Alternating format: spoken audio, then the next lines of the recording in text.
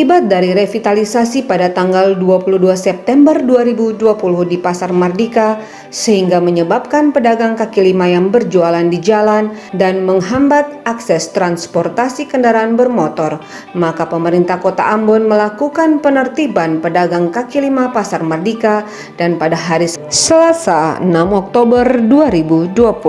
Kepala Dinas Perindustrian dan Perdagangan Kota Ambon, Peter Lewol, berkesempatan diwawancarai oleh Diskom Info Channel menjelaskan terkait penertiban yang dilaksanakan oleh pemerintah Kota Ambon. Pemirsa Diskom Info Maluku TV Channel, jumpa lagi dengan saya Mariska Muskita. Tentunya saat ini saya bersama dengan Bapak Kepala Disperindak Kota Ambon, tentunya dengan Bapak Peter Lewol. Pemirsa tentunya tahu saat ini sedang ada penertiban di Pasar Mardika terhadap pedagang kaki lima. Bagaimana kelanjutannya? Langsung saja kita tanyakan kepada Bapak Pit. Halo Bapak, apa kabar Bapak? Baik, Mika. Iya Pak, sejauh ini bagaimana penertiban untuk pedagang kaki lima Pak? Boleh dijelaskan Pak? Iya, baik, makasih. Jadi kami sudah melakukan proses-proses terkait dengan lokasi pedagang ya. Ya, kami sudah sampai ke tahap pembongkaran kios ya, lapak-lapak yang ada itu. Sebenarnya kita tidak sampai ke tahap pembongkaran ya. Itu alternatif terakhir karena pedagang itu mereka sepertinya tidak mau bergerak dari tempat yang kami sudah himbau untuk harus mereka tinggalkan tempat itu untuk masuk ke pasar-pasar yang kita sudah siapkan bagi mereka ya. Ternyata mereka malah mengambil langkah untuk berjualan di jalan yang bukan diperuntukkan untuk tempat berjualan, sehingga mengganggu aktivitas lalu lintas ya. Nah, oleh karena itu kami harus mengambil langkah-langkah yang sifatnya memaksa untuk harus meninggalkan tempat ya yang mereka tempati sekarang ini, dan lewat berbagai upaya-upaya ya kami bersama-sama dengan TNI Polri ya, kemarin kami sudah melakukan penertiban untuk tidak boleh berjualan di tempat yang semestinya bukan diperuntukkan untuk berjualan di pasar, dan ya jalannya penertiban itu ya boleh dikatakan berjalan dengan baik ya, tidak ada apa namanya ya hal-hal yang membuat ya sampai ke tingkat keributan. Karena memang betul pedagang mereka ya sudah melakukan sesuatu yang sudah bertentangan dengan aturan ya. Sehingga mereka menyadari bahwa itu mereka ya sudah melakukan sesuatu yang betul-betul bukan diperuntukkan untuk melakukan proses penjualan. Sehingga ketika kita melakukan ya penertiban kemarin ya, mereka ya dengan sendirinya harus pindah dari tempat itu. Ya. Sehingga tetap kita akan mengambil langkah terus untuk melakukan penertiban. Ya, karena pedagang ini kalau kita memberikan ruang sedikit pun, otomatis mereka memanfaatkan itu. Dan ya kita harus betul-betul melakukan upaya penertiban supaya lokasi itu jangan diperuntukkan untuk tempat ya menjual, karena itu tempat yang diperuntukkan untuk kendaraan bermotor untuk ya melintasi daerah itu, karena itu jalan umum. Itu yang sudah kami lakukan. Ya Pak, selanjutnya ketika ada pedagang kaki lima yang tidak mengikuti atau tidak menaati aturan yang berlaku, kira-kira dari Disperindak sendiri ada denda atau sanksi yang diberikan Pak, boleh dijelaskan? Iya, jadi pemerintah kota ya, Disperindak kota, karena kita tim ya, kita tim secara integrasi. Jadi pemerintah kota ada beberapa dinas yang bergabungnya untuk melakukan proses penertiban, dan yang pasti kita akan melakukan tindakan paksa. Kalau bilang sanksi juga memang ya nantinya kalau katakanlah mereka tidak mau untuk menduduki kios-kios yang kita sudah siapkan ya di lokasi, yang pasti ya sanksinya mereka tidak diperkenankan untuk nantinya kalau pembangunan ini dia sudah ya selesai ya, mungkin kita bisa ya memberikan sanksi, mereka tidak bisa terkena untuk menempati kios yang baru gitu. Karena ketika mereka menempati kios-kios sementara yang kita siapkan, kita nanti akan verifikasi ulang ya, untuk menentukan pedagang-pedagang yang betul-betul sesuai, dan nantinya kita akan masukkan mereka ke pasar yang baru ya. Karena nanti ada verifikasi ulang lagi kalau mereka sudah ditempatkan di pasar-pasar sementara yang kita sudah siapkan. Pemirsa Diskominfo Maluku TV Channel, demikianlah bincang kita bersama Bapak Kepala Disperindak Kota Ambon, tentunya dengan Bapak Pit Lewol. Terima kasih untuk kebersamaannya dan sampai jumpa.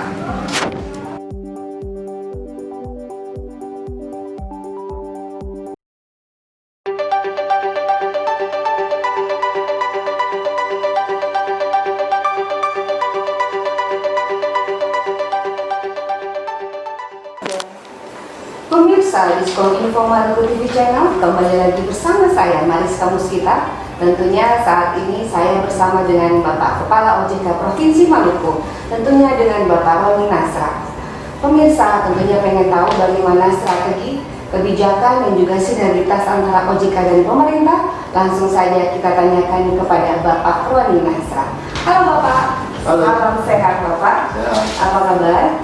Apakah kebijakan yang OJK keluarkan di masa pandemi COVID-19 ini Pak boleh dijelaskan? Oh, baik. Terima kasih Mbak Mariska atas kehadirannya dan wawancaranya pada pagi ini.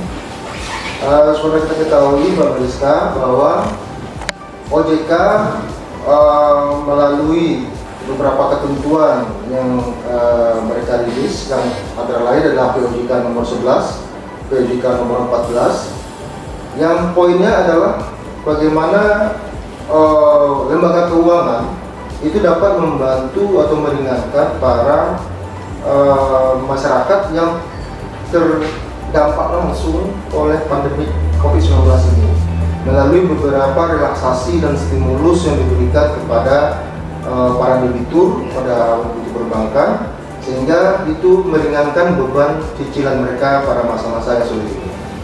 Dan sampai saat ini restrukturisasi yang telah dilakukan oleh para lembaga jasa keuangan khususnya di Provinsi Maluku itu untuk perbankan itu sudah mencapai itu sebesar 1,3 triliun kepada 25.000 lebih debitur. Sedangkan untuk lembaga pembiayaan dan lembaga keuangan mikro lainnya itu mencapai 5 miliar atau sebesar 17.000 lebih kepada debitur.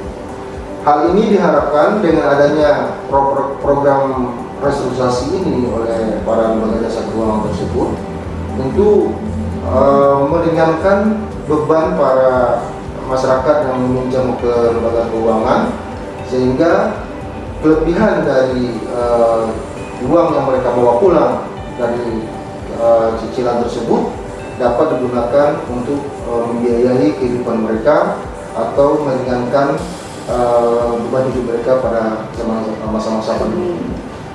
Mungkin itu Mbak Mariska. Ya.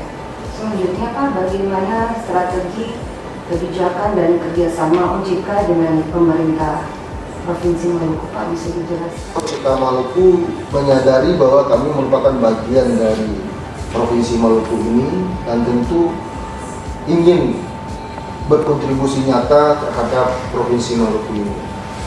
Banyak cara dan banyak program yang telah kami lakukan agar kehadiran OJK Provinsi Maluku ini dapat dirasakan baik secara langsung atau tidak langsung oleh masyarakat Provinsi Maluku. Untuk itu kami sudah membuat berbagai program dan kegiatan dengan menggandeng para pemangku kepentingan yang ada di daerah, terutama adalah pemerintah provinsi, pemerintah kota, pemerintah kabupaten. Kami membuat beberapa program seperti program percepatan akses keuangan daerah yang dalam rangka untuk mensosialisasikan, meningkatkan inklusi dan literasi kepada masyarakat-masyarakat yang khususnya yang berada di daerah remote area, daerah yang masih belum terjamah oleh lembaga jasa keuangan. Kemudian kami juga membuat kegiatan kerjasama dengan para lembaga vertikal keuangan lainnya seperti dengan Bank Indonesia dan Dinas Perbendaharaan Negara. Dengan secara rutin kami membuat kegiatan diseminasi laporan keuangan dan kondisi ekonomi masyarakat Maluku secara triwulanan. Kemudian secara informal kami dengan para stakeholder selalu membuat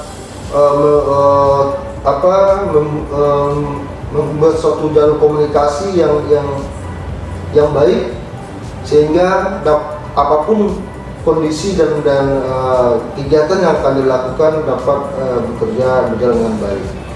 Sebagai informasi terkini bahwa kemarin Bapak Gubernur Provinsi Maluku, Bapak Murad Ismail, telah mengeluarkan SK surat keputusan yang akan membentuk gugus tugas percepatan pemulihan ekonomi di Provinsi Maluku ini, di mana Bapak Murad Ismail selaku Gubernur Provinsi Maluku menjabat sebagai pembina dari tim ini, dan kami OJK merupakan salah satu anggota di dalam tim Satgas ini. Mudah-mudahan dengan adanya Satgas ini, tentu semua koordinasi dapat dilakukan dengan baik.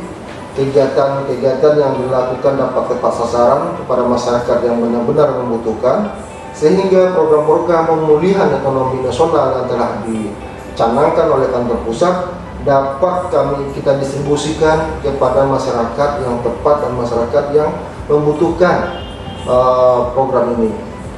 Dan untuk informasi juga bahwa Bank Pembangunan Daerah Maluku dan Maluku Utara juga telah ikut serta sebagai bank peserta untuk menerima dana penyertaan dana titipan dari pemerintah kepada lembaga jasa keuangan yang insya Allah tidak lama lagi akan segera dicairkan. Itu hampir senilai 1 triliun rupiah. Mudah-mudahan dana dari pemerintah tersebut yang disalurkan melalui BPD ini dapat disalurkan kepada masyarakat-masyarakat yang memang membutuhkan pembiayaan, yang membutuhkan modal dalam rangka mereka untuk bisa bangkit kembali berusaha. Mungkin sekelumit itu yang bisa kami sampaikan, tapi banyak hal lagi yang bisa di program telah kami lakukan di Provinsi Maluku. Yang terakhir, apakah ada harapan yang mau disampaikan kepada Provinsi Maluku, khususnya di daerah Kota Ambon? Silakan. Harapan saya adalah, atau harapan kami dari OJK Maluku adalah mengharapkan segera pandemi ini berakhir dan masyarakat Maluku dapat beraktivitas normal kembali, aktivitas ekonomi dapat tumbuh, dan senantiasa masyarakat Maluku memiliki optimisme yang tinggi bahwa keadaan yang sulit ini pasti akan berlalu, dan mari kita hadapi bersama-sama. Kami OJK Maluku senantiasa di belakang masyarakat Provinsi Maluku untuk menghadapi kondisi apapun, baik dalam keadaan sulit maupun dalam keadaan senang. Informasi kepada masyarakat Provinsi Maluku bahwa karena keterbatasan oleh pandemi COVID-19 ini, maka kegiatan masyarakat dalam menyampaikan kaduan kepada OJK tidak kami batasi untuk tetap muka langsung.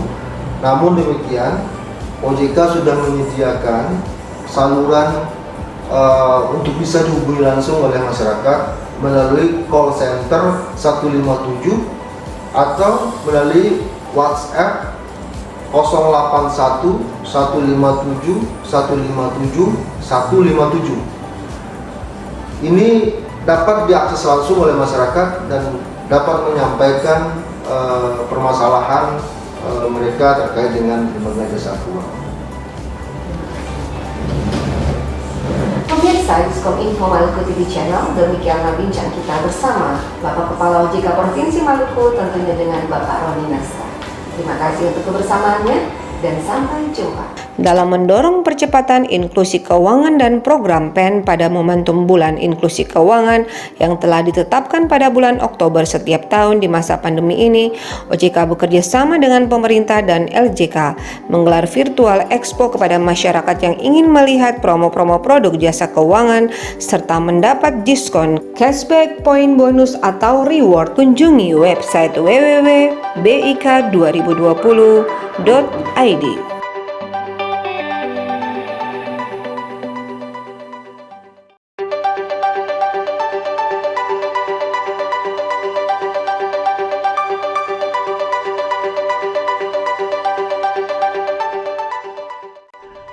Dalam rangka pembahasan DIM Badan Anggaran tentang perubahan anggaran pendapatan belanja daerah Provinsi Maluku tahun anggaran 2020, maka dilaksanakan rapat kerja tim anggaran pemerintah daerah dengan Badan Anggaran DPRD Provinsi Maluku pada hari Selasa 6 Oktober 2020. Rapat tersebut dipimpin oleh Ketua DPRD Provinsi Maluku Dr. Andes Luki Watimuri MSI yang dihadiri oleh Sekretaris Daerah Maluku Kasrul Selang STMT bersama OPD terkait lingkup pemerintah Provinsi Maluku dan anggota DPRD Provinsi Maluku. Dalam kesempatan tersebut, Luki Watimuri mengatakan, berdasarkan rapat koordinasi kemarin, ada beberapa hal yang belum dijelaskan.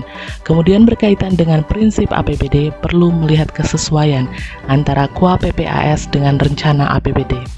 Selanjutnya, Kasrul Selang menyampaikan APBD perubahan kali ini agak lain karena sudah hampir 90% triwulan ini sudah dikerjakan.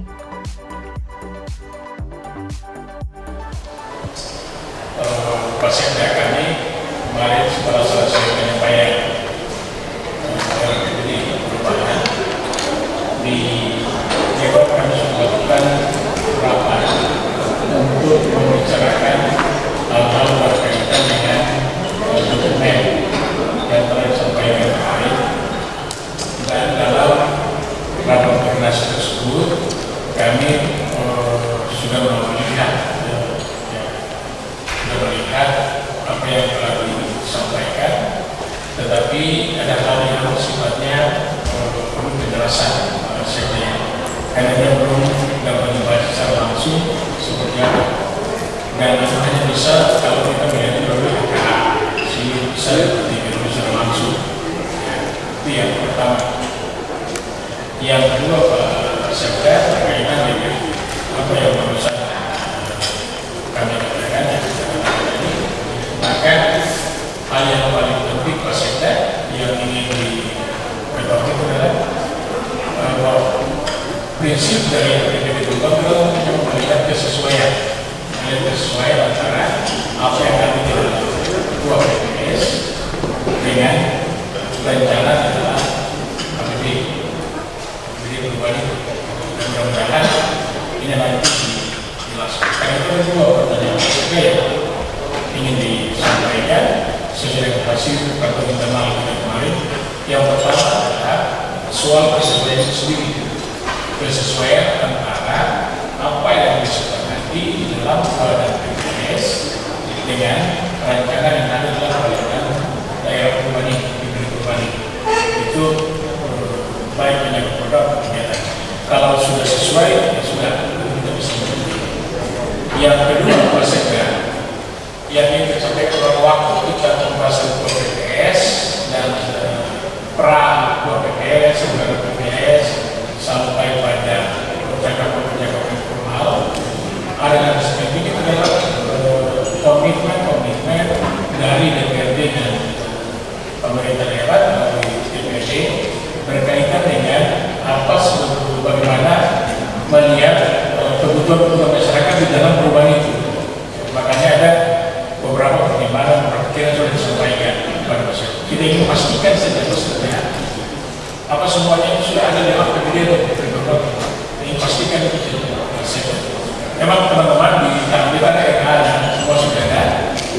Karena kemarin saya dengan rapat yang kemarin itu diminta RK, kemarin itu berkoordinasi dan semua sudah ada di sini. Tinggal nanti Pak Sekda seperti mana menjelaskan saja apakah semua itu sudah tampil di RK. Kira ini bisa kita pahami. Ya, dengan demikian. Yang kedua, di penjelasan atau pengantar sementara Bapak Gubernur kemarin menyampaikan APBD, kita semua pahami bahwa APBD perubahan kali ini antara lain dan sangat strategis. Apalagi karena sudah hampir 90% APBD perubahan ini sudah kelihatan pembentukan dari fungsi, kemudian rasionalisasi dan seterusnya.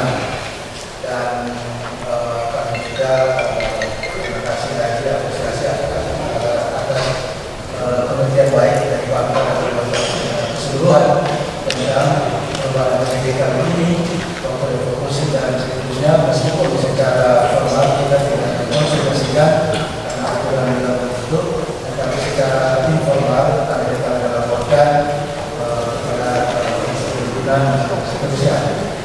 Sehingga pada waktu kemarin yang menyerahkan kendaraan dokumen ini, kira kami sudah berupaya untuk menyesuaikan, menjelaskan antara dua dokumen itu dengan APBD persaudaraan dengan yang ada di Australia. Mungkin kami juga siap kami dengan tim anggaran dan seluruh OPD yang tidak saya bilang kemarin tadi sudah 90% itu sudah dilakukan dan tinggal beberapa 10% lagi kita akan pembahasan ini. Pak Ketua dan Bapak yang berhormati, penyesuaian terhadap reform baik yang akhir APBD saya kira kita sudah kami serahkan dan kami siap untuk memberikan penjelasan kita akan melakukan penjelasan tambahan ini. Sedangkan perubahan kita dan 10% sisa di mana kita sudah melakukan penyelesaian antara tokoh ketiga dari Dewan yang terhormat masa reses kemarin, kami sudah mengakomodir semua baik di Sekwan maupun di teman-teman PPD semua sudah masuk dan kami pun bersedia pimpinan-pimpinan PPD sekarang hampir semua hadir ya untuk memberikan informasi tambahan mengenai penyelesaian pokok-pokok pimpinan yang ada kemarin kita bahas hari ini dan PSAS kemudian juga sudah dan kalau pimpinan anggota banggar yang terhormat mengambil informasi tambahan siapa preferensinya kita sudah mengakomodir semua baik yang di Sekwan maupun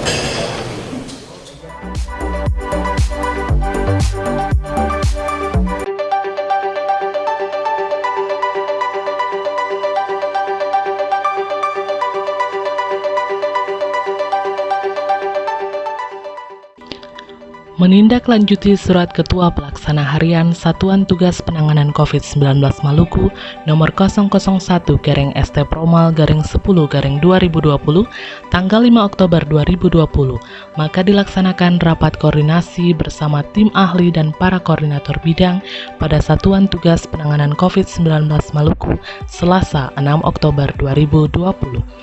Bertempat di ruang pertemuan lantai 6 Kantor Gubernur Maluku, rapat yang dipimpin oleh Ketua Pelaksana Harian Satuan Tugas Penanganan COVID-19 Maluku, Kasrul Selang STMT, turut dihadiri oleh perwakilan UNICEF, Kabinda, PMI Maluku, Visip Unpati, OPD Lingkup Pemerintah Provinsi Maluku, dan unsur TNI Polri. Dalam kesempatan tersebut, Kasrul Selang mengatakan terdapat beberapa kasus harian yang melonjak cukup drastis, yaitu sebanyak 117 kasus. Lonjakan kasus ini diakibatkan terjadinya kerusakan peralatan pada BTKL dan Balai POM. Sejak kantor mulai aktif, maka dari 20 Agustus dilakukan swab massal di perkantoran, sehingga tidak mengherankan grafik kasus harian menjadi naik.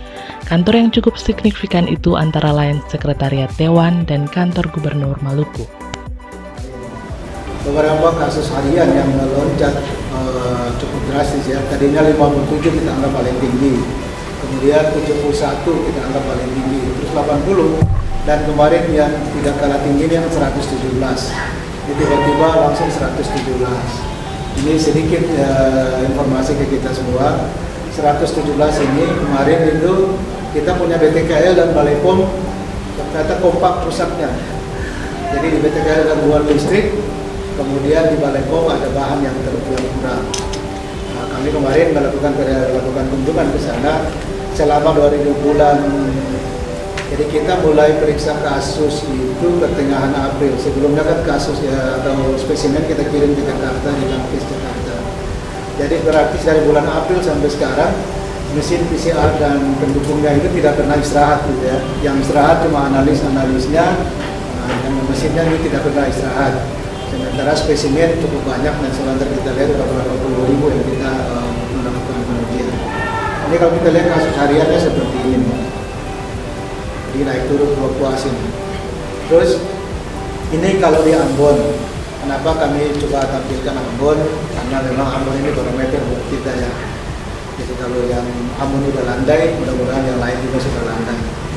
Ambon ini PSBB dari tahap pertama sampai hari ini masuk ke PSBB tahap kelima transisi ini seperti begini. Tapi ada hal yang menarik, kita di perkantoran, jadi mulai kantor-kantor aktif gitu, dan mulai tanggal 20 Agustus kita melakukan swab massal di perkantoran. Sehingga tidak menyerankan kalau kita punya grafik ini kasus hariannya naik karena di kantor-kantor. Nah, kantor-kantor yang cukup signifikan itu misalnya sekretariat dewan, di kantor gubernur di sini, itu yang memang cukup signifikan itu naiknya. Kantor Sekwan itu cuma nggak sampai 250 orang ya, tapi yang konfirmasi itu hampir 50 orang. Jadi 2 orang anggota dewan, yang sisanya itu staf-staf di situ, staf administrasi. Kemudian di kantor gubernur sini juga seperti begitu, ini cukup tinggi juga kantor gubernur. Ini masih jalan lagi, masih gelombang kedua. Nah, sehingga kami di perkantoran, kalau di media itu kadang-kadang kami tidak mau mengakui klaster perkantoran. Karena kalau kantor, bisa saja dia dapat di kantor, bisa saja di jalan, atau di rumah makan misalnya. Nah, akhirnya kami melakukan yang namanya assessment perkantoran. Perkantoran bahwa misalnya di ruangan kita ini, kita terpaksa melaksanakan rapat di ruang AC yang tertutup, tapi kalau kita lebih dari 1 jam atau 45 menit, maka ventilasi harus dibuka. Makanya sudah ada di sosialisasi sekarang yang namanya VDJ itu. Jadi V itu adalah ventilasi, D itu adalah durasi, dan J itu adalah jarak. Jadi harus terapkan itu. Kalau minimal 3 variabel itu yang kita harus perhatikan. Kalau kita lebih dari 45 menit, maka ventilasi dan jaga jarak menjadi yang utama.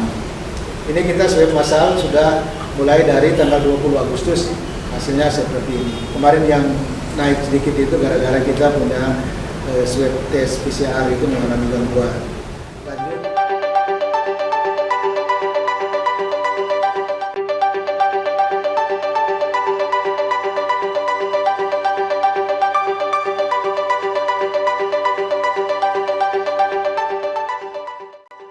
Diskusi kelompok terpumpun dan penyusunan desain strategis rencana aksi Ambon Kota Musik Dunia dilaksanakan pada hari Selasa 6 Oktober 2020 di Hotel Swiss Bell Ambon. Pertemuan ini diselenggarakan oleh pemerintah Kota Ambon melalui Dinas Pariwisata Kota Ambon dengan mengundang Wali Kota Ambon, Direktorat Pengembangan Destinasi Wisata Regional 2, yang dalam hal ini diwakili oleh Sutrisno Eko Saputro sebagai Koordinator Area 4 Maluku, Maluku Utara, Papua, dan Papua Barat, Kementerian Pariwisata dan Ekonomi Kreatif, serta turut hadir Direktur Ambon City of Music, Roni Lopis. Dalam sambutannya, Wali Kota Ambon Richard Lohnapesi menyampaikan pada tanggal 31 Oktober 2020, pemerintah Kota Ambon akan melaunching kurikulum bermuatan lokal berbasis musik yang nantinya akan digunakan pada tingkatan sekolah mulai dari SD hingga SMP di Kota Ambon. Pelajaran muatan lokal adalah musik yang direncanakan akan mulai dilaksanakan pada tahun 2021. Kita berharap sungguh grup diskusi kita pada pagi ini akan merumuskan kebijakan-kebijakan yang strategis sebagai langkah dasar dalam pengembangan upaya kita ke depan. Tanggal 31 Oktober itu juga, itu akan kita launching kurikulum bermuatan lokal yang berbasis musik. Ya, Pak Dirjen Kebudayaan telah menyatakan kesediaannya untuk melaunching itu juga. Dan nanti semua sekolah-sekolah SD, SMP di Ambon itu muatan lokal itu adalah musik, ya. Seluruh kurikulumnya telah kita siapkan, tinggal dilangsing, dan 2021 itu mulai kurikulum muatan lokal itu akan kita laksanakan. Karena musik ini bahasa yang universal. Kita boleh saja tidak mengerti bahasanya, tapi ritmenya itu dapat menjadi komunikasi. Ya, musik juga komunikator yang luar biasa. Orang nggak ngerti bahasa Jepang, tapi lagu Jepang yang enak, kita bisa duduk sambil menikmati dengan sukacita. Orang tidak mengerti bahasa Prancis, tapi lagu Prancis yang bagus bisa kita menikmati secara sukacita. Karena musik juga melaksanakan fungsi-fungsi komunikator yang luar biasa.